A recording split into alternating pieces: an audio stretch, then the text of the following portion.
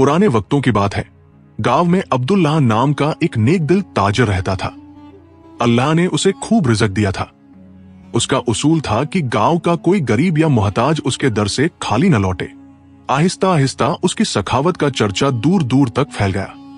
अब न सिर्फ उसके गांव के बल्कि आसपास की बस्तियों के लोग भी उसके घर के बाहर कतारें लगाते, बस उसका इंतजार करते कि वह आए और सबकी मदद करे।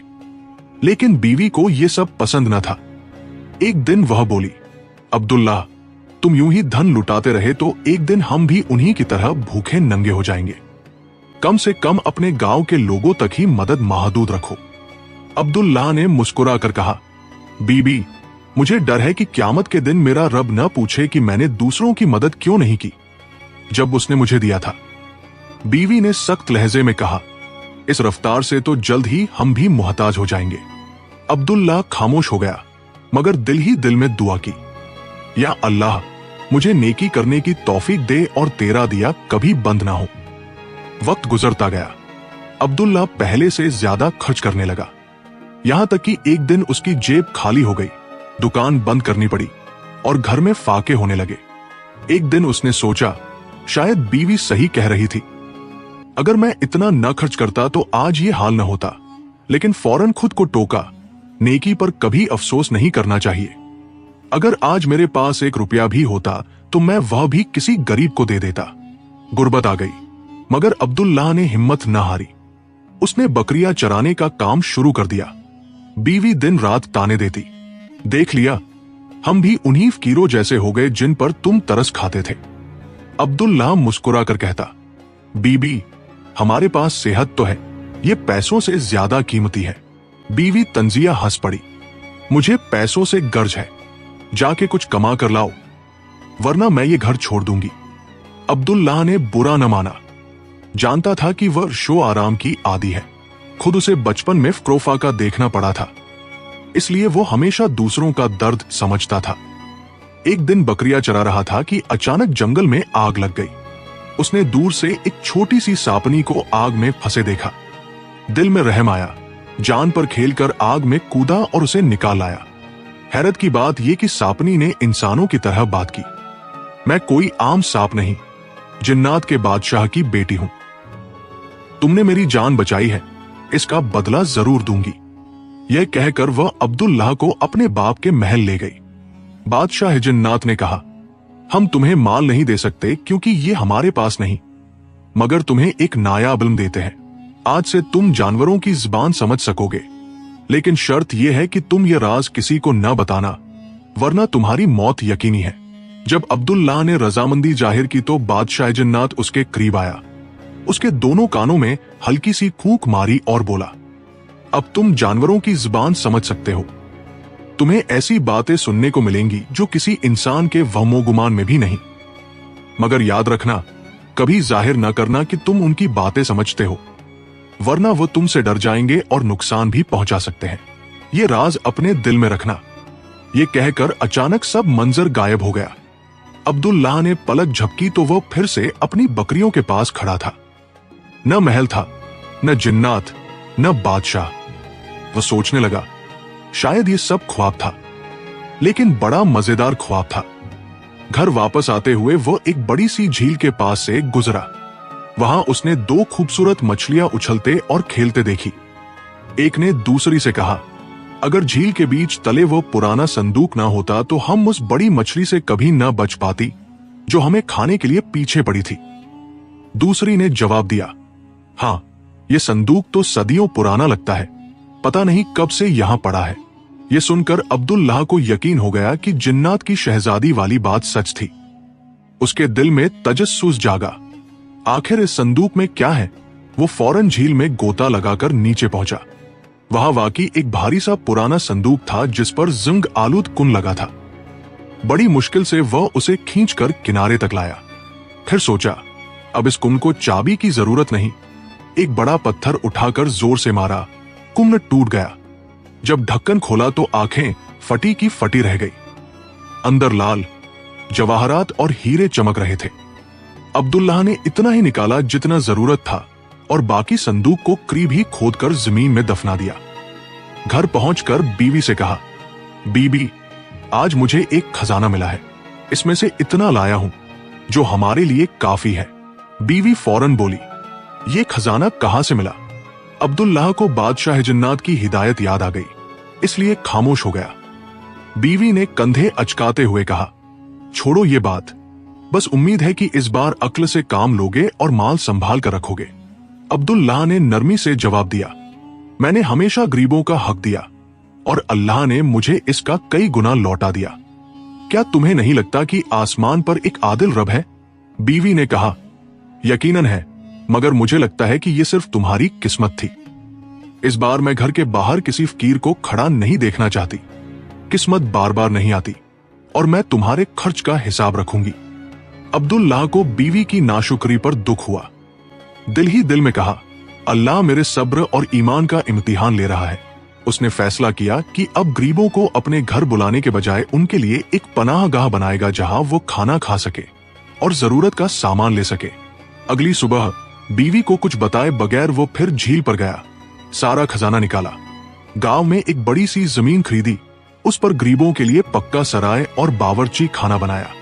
उसने नेक और दियांतदार लोगों को वहां का जिम्मेदार मुकर्रर किया। अब न सिर्फ गरीब आकर अपना पेट भरते बल्कि बहुत से लोग वहां काम भी करने लगे। सराय के आसपास खेत आबाद हुए, मजदूर रोजगार पाने लगे और कई खानदान खुशहाल हो गए। एक दिन अब्दुल्लाह अपनी बीवी के साथ बीवी के मायके जा रहा था। वह दोनों एक छकड़ा गाड़ी में बैठे थे जिसे दो खच्चर खींच रहे थे। रास्ते में अब्दुल्लाह ने सुना कि एक खच्चर दूसरे से कह रहा था, जरा आहिस्ता चल, इतनी तेजी न कर। दूसरे खच्चर ने पूछा, क्यों भाई, जल्दी चलेंगे तो जल्दी घर पहुंचेंगे, आराम भी मिलेगा और मालिक ने जो ताजा गीला जो खरीदा है वो भी खा लेंगे। पहला खच्चर बोला, भाई, भूख ने तुम्हारी अक्ल मार दी है। क्या तुम्हें नहीं मालूम कि गाड़ी में बीबी के पेट में बच्चा है? अगर हम तेज चले तो झटके से गाड़ी हिलेगी और शायद बच्चा जाया हो जाए। हमारा मालिक इस लायक नहीं कि हम उसके साथ ज्यादती करें। उसने कभी हमारा हक नहीं मारा। अब्दुल्लाह ये बात सुनकर खुश हो गया, क्योंकि उसे पहली बार पता चला कि वो बाप बनने वाला है। वह बीवी के करीब झुका और धीरे से कहा, मुबारक हो बीबी, तुम्हारे पेट में हमारा बच्चा है। बीवी हैरान रह गई, तुम्हें कैसे पता चला? मैंने तो किसी को नहीं बताया और मुझे भी कुछ दिन पहले ही इल्म हुआ है। अब्दुल्लाह ने हंसते हुए कहा, बस महसूस हो गया था। बीवी ने दिल ही दिल में सोचा, ये आदमी मुझसे कोई राज छिपा रहा है। एक महीना पहले खजाना मिला था, मगर नहीं बताया कहां से, और कई बार ऐसी बातें कहता है जो शुरू में नाकाबिले यकीन लगती है मगर बाद में सच निकलती है। अब से मैं उसे गौर से देखूंगी। कुछ दिन बाद एक आदमी अब्दुल्लाह के पास आया और कहा, मेरे पास लीमू और माल्टों की बड़ी खेप है, लेकिन अभी खबर मिली है कि बेटी बीमार है, जल्दी वापस जाना है, तुम ये सारा माल आधी कीमत पर ले लो। अब्दुल्लाह ने खजाने से बचा हुआ सारा पैसा निकाल कर दे दिया। ये सब बीवी खिड़की से देख रही थी। आदमी के जाने के बाद बीवी गुस्से से बोली, तुम पागल हो गए हो क्या? इतने लीमू और माल्टे कौन खरीदेगा? सड़ गए तो फिर हम वहीं के वहीं पुराने हाल में आ जाएंगे। अब्दुल्लाह ने इत्मीनान से कहा, रिस्क अल्लाह के हाथ में है।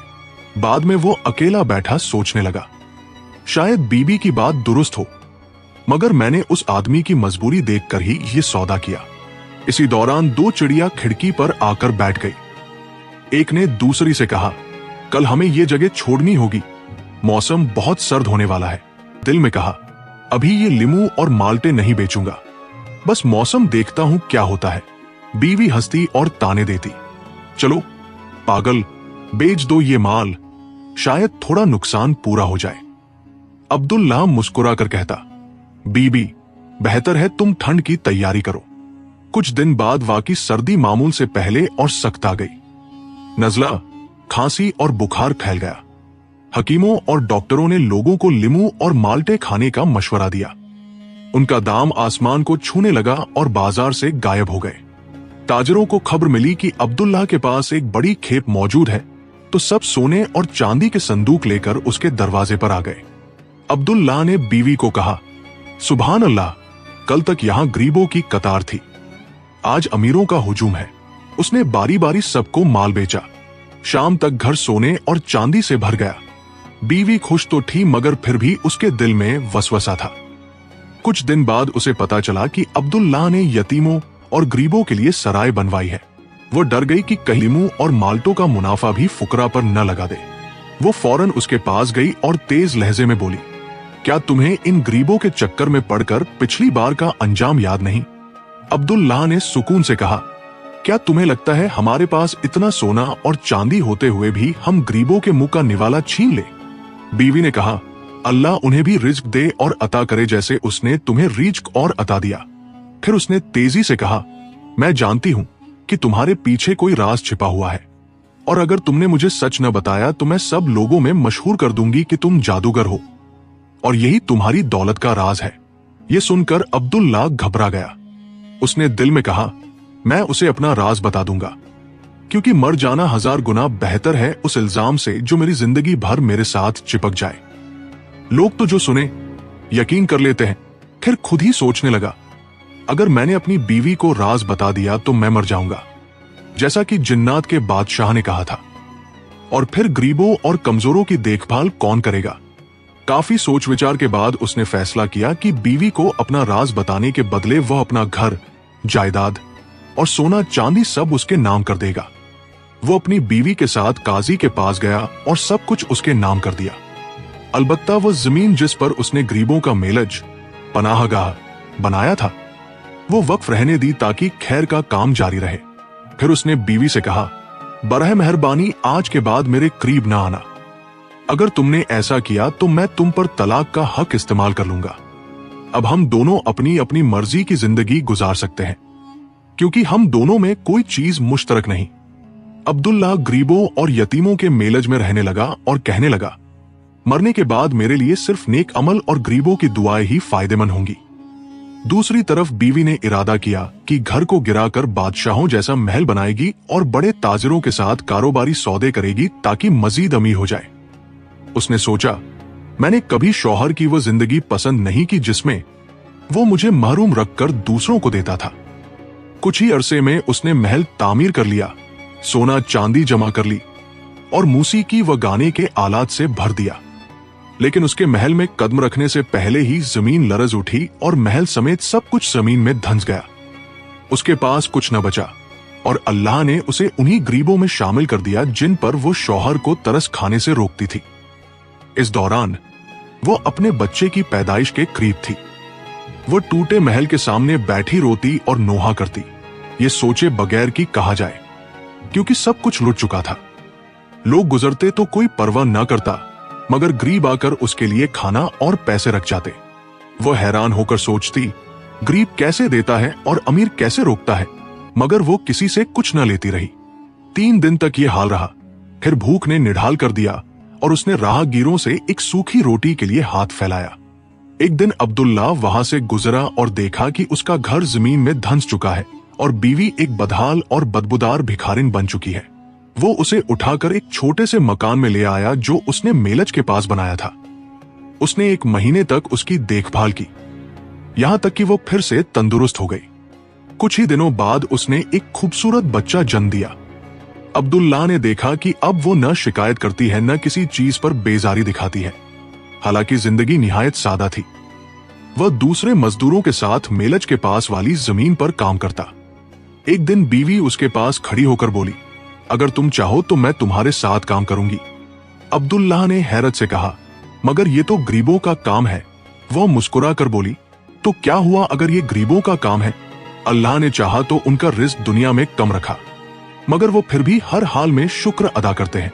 फिर उसने नरमी से कहा, मुझे माफ कर दो, मैंने तुम्हारा माल जाया किया और तुम्हारे साथ नाइंसाफी की।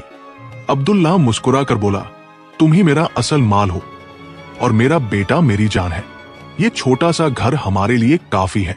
हम इसी के साथ वाली जमीन पर काम करेंगे और सबसे खुशहाल लोग बनेंगे। सेहत की दौलत है और वही सबसे बड़ी नेमत है। यहाँ आज की कहानी खत्म होती है। अल्लाह आपको अपनी अमान में रखे।